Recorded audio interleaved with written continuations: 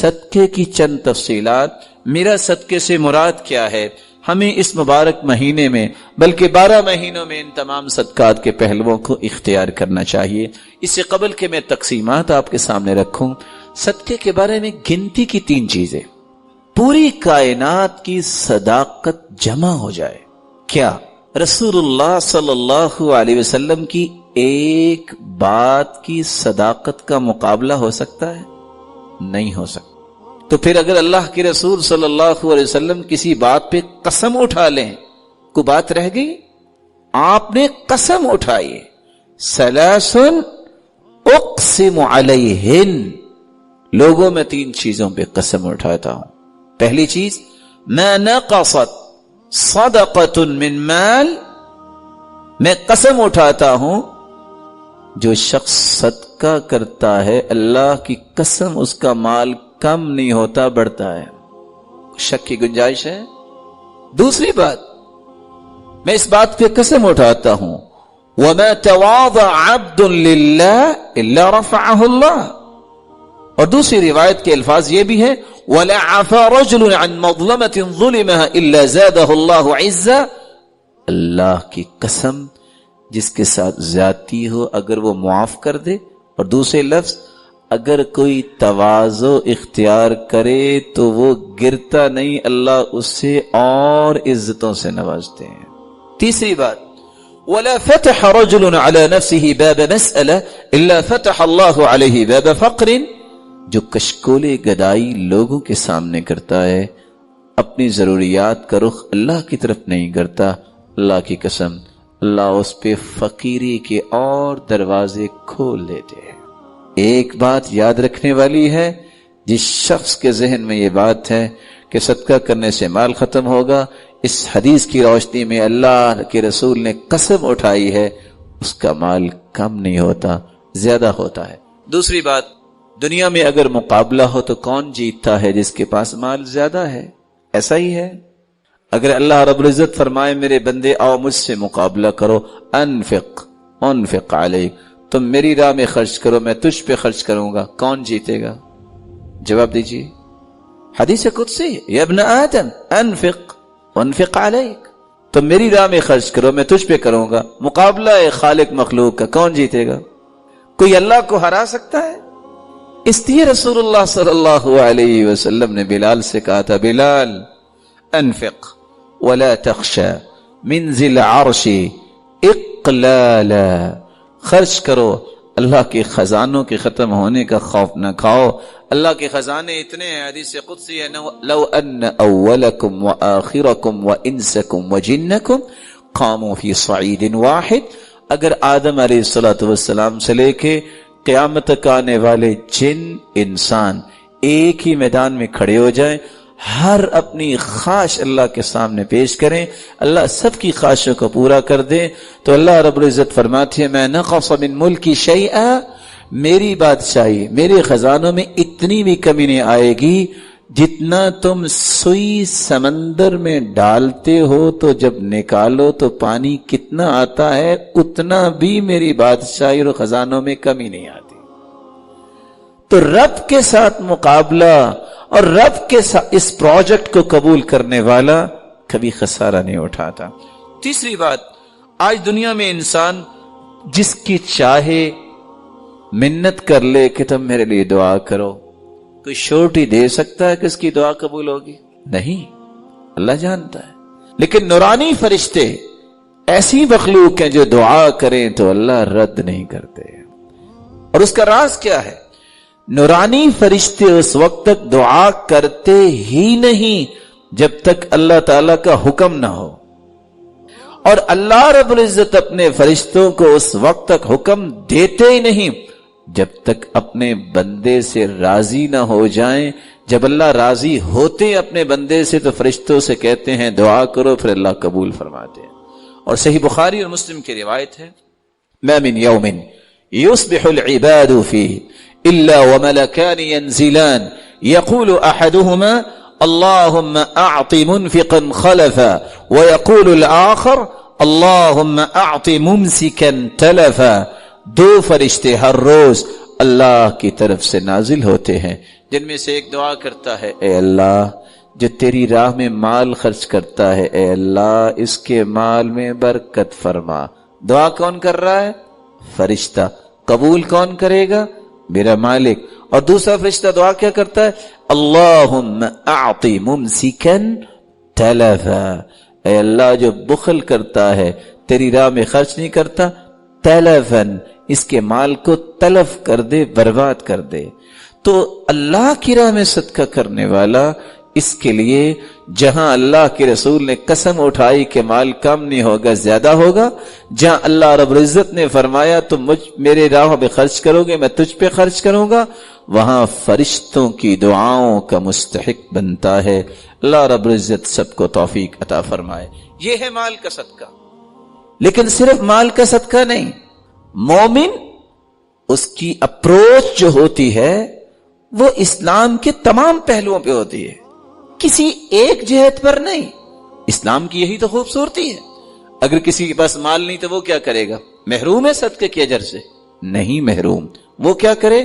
رسول اللہ صلی اللہ علیہ وسلم نے فرمایا ان بکل تسبیحۃ صدقہ، سبحان اللہ کہنا صدقہ ہے، بکل تکبیرۃ صدقہ، اللہ اکبر کہنا صدقہ ہے، بکل تحمیدۃ صدقہ، الحمدللہ کہنا صدقہ ہے، بکل تہلیلۃ صدقہ، لا الہ الا اللہ کہنا صدقہ ہے، امر بالمعروف صدقہ، نیکی کا حکم کرنا صدقہ ہے، نہی عن المنکر صدقہ، برائی سے منع کرنا صدقہ ہے، فی بضع احدکم صدقہ، بیوی کے حقوق کو پورا کرنا صدقہ ہے۔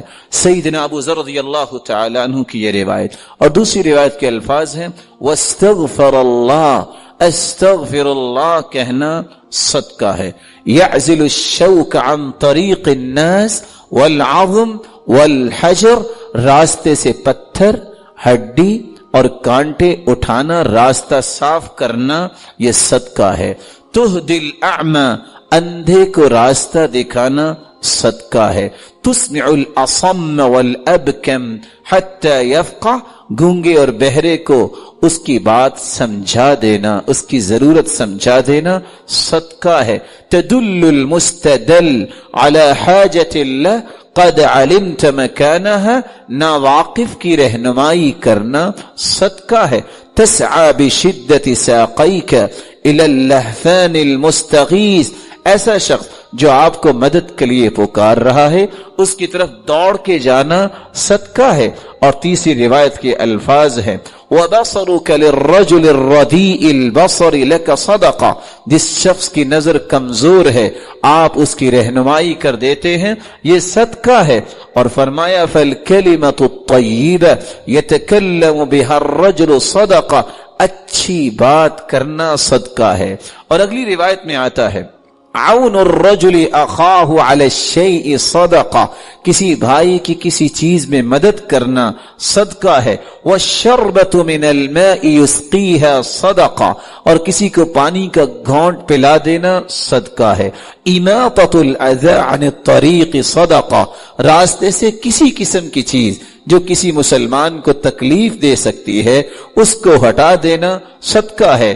اور پانچویں اور چھٹی روایت کے الفاظ یہ ہیں، رسول اللہ صلی اللہ علیہ وسلم نے فرمایا ما اطعمت زوجتك فهو لك صدقہ، جو تم اپنی بیوی کو کھلاتے ہو وہ بھی صدقہ ہے۔ وما اطعمت ولدك فهو لك صدقہ، جو اپنے بچوں کی پرورش پہ خرچ کرتے ہو وہ بھی صدقہ ہے۔ وما اطعمت خادمك فهو لك صدقہ، جو اپنے خادم کو تم دیتے ہو وہ بھی صدقہ ہے۔ وما اطعمت نفسك فهو لك صدقہ، اور جو اپنی جان پہ اس نظریے سے خرچ کرتے ہو طاقت ملے میں اللہ کی عبادت خوبصورت کروں اور دنیا کے لیے خیر خواہی کا پیغام دینے والا بنوں، تو یہ کھانا پینا بھی صدقہ ہے۔ اور ساتویں روایت کے الفاظ یہ بھی ہیں تبسمک فی وجہ اخیک لک صدقہ، کسی مسلمان کو مسکرا کر ملنا بھی صدقہ ہے۔ وافراغک من دلوک فی دلو اخیک لک صدقہ، اپنے ڈول سے پانی نکال کر بھائی کے ڈول میں ڈال دینا یہ بھی صدقہ ہے. کبھی اپنی جیب میں بھی ہاتھ ڈال کے کسی کی جیب میں کچھ ڈال دینا جس کے پاس کچھ نہیں ہے صدقہ ہے. اور رسول اللہ صلی اللہ علیہ وسلم نے یہ بھی فرمایا کل معروف صدقہ، ہر نیکی صدقہ ہے. آپ صلی اللہ علیہ وسلم نے یہ بھی فرمایا الضیافۃ ثلاثۃ ایام فما زاد فهو صدقہ، 3 دن مہمان نوازی کرنا تو ضروری ہے، جو اس سے زیادہ آپ کسی مہمان کو کچھ کھلاتے پلاتے ہو وہ صدقہ ہے. رسول اللہ صلی اللہ علیہ وسلم نے یہ بھی فرمایا کف شرک عن الناس فإنها صدقۃ منک علی نفسک، اپنی تکلیف سے لوگوں کو بچانا بھی صدقہ ہے. ایک ہے لوگوں کی تکلیف، ایک ہے کہ خود بھی کسی کو تکلیف نہ دو، یہ بھی بہت بڑا صدقہ ہے. رسول اللہ صلی اللہ علیہ وسلم نے فرمایا تعدل بین الاثنین صدقہ، 2 مسلمانوں کے درمیان صلح کروا دینا، انصاف کی بات کرنا بھی صدقہ ہے. تعین الرجل علی دابته فیحمل علیہا، کسی شخص کی مدد کرنا اور اس کو اپنی سواری کے ساتھ بٹھا لینا بھی صدقہ ہے. او ترفع له علیہا متاعه صدقہ، کسی کے پاس سامان زیادہ ہے، وہ اپنی سواری پہ سامان نہیں رکھ سکتا، اس کے سامان کو اٹھا کے اس کی مدد کر کے اس کے سامان کو رکھوا دینا یہ بھی صدقہ ہے. کل خطوۃ یخطوها الی الصلاۃ صدقہ، نماز کے لیے گھر سے نکلنا ہر اٹھنے والا قدم بھی صدقہ ہے. بكل صلاة وصدقة وصيام صدقة وحج صدقة، روزہ رکھنا اور اگر عمرے کی اور حج کی توفیق اللہ دیتا ہے تو یہ بھی صدقہ ہے. کل قرض صدقہ، رسول اللہ صلی اللہ علیہ وسلم نے فرمایا کسی کو قرض دینا یہ بھی صدقہ ہے. من انظر معسرا فلہ کل یوم مثلہ صدقہ، جو شخص کسی کو قرض دیتا ہے پھر مہلت دے دیتا ہے یہ مہلت دینا بھی صدقہ ہے. رسول اللہ صلی اللہ علیہ وسلم نے فرمایا ما من مسلم يزرع زرعا او يغرس غرسا فيأكل منه طير او انسان او بہیمة الا كانت له به صدقہ. تم میں سے کوئی اگر کاشتکاری کرتا ہے، باغبانی کرتا ہے، درخت لگاتا ہے، اس میں سے کوئی انسان کھا لے، کوئی جانور کھا لے، کوئی پرندہ کھا لے، آپ کو تو علم نہیں لیکن وہ بھی آپ کے نام اعمال میں بطور صدقہ لکھا جائے گا. رسول اللہ صلی اللہ علیہ وسلم نے فرمایا تسلیمہ علی من لقی صدقہ، جب بھی کسی مسلمان کو کوئی ملے اور اس کو سلام کہے یہ سلام کہنا بھی صدقہ ہے.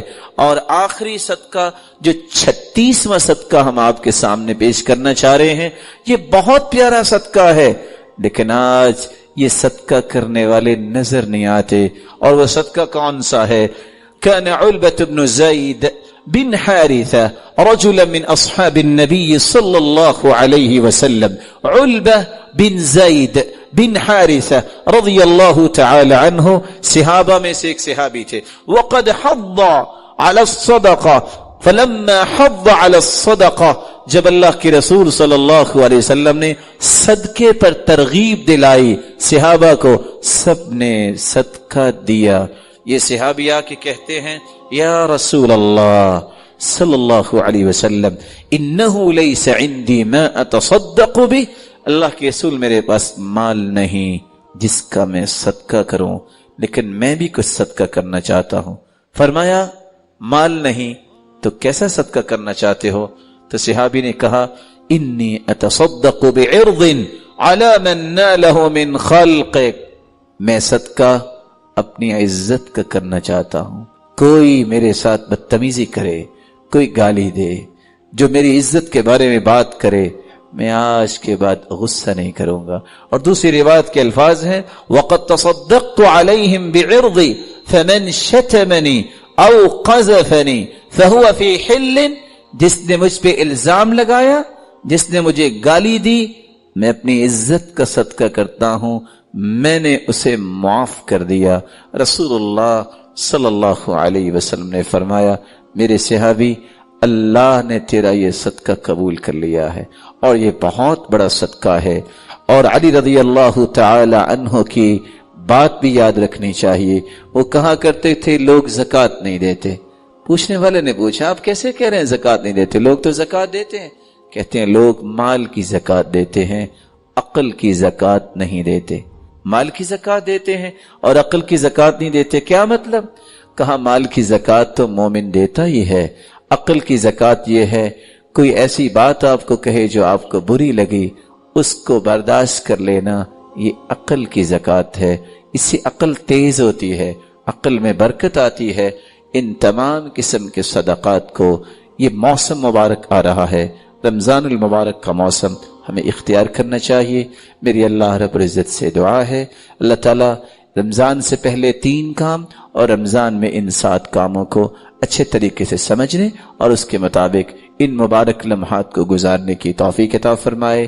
دعا کیجئے جتنے یہ بات سن رہے ہیں، اے اللہ ان سب کو رحمتوں، راحتوں، عزتوں اور برکتوں سے نواز دے۔ مولا کریم اگر کوئی بیمار ہیں تو ان کی بیماریوں کو شفاؤں میں تبدیل فرما دے۔ مولا کریم جو صاحب اولاد ہیں تو ان کی اولاد کو نیک بنا، دست و بازو بنا، آنکھوں کی ٹھنڈک بنا اور صدقہ جاریہ بنا۔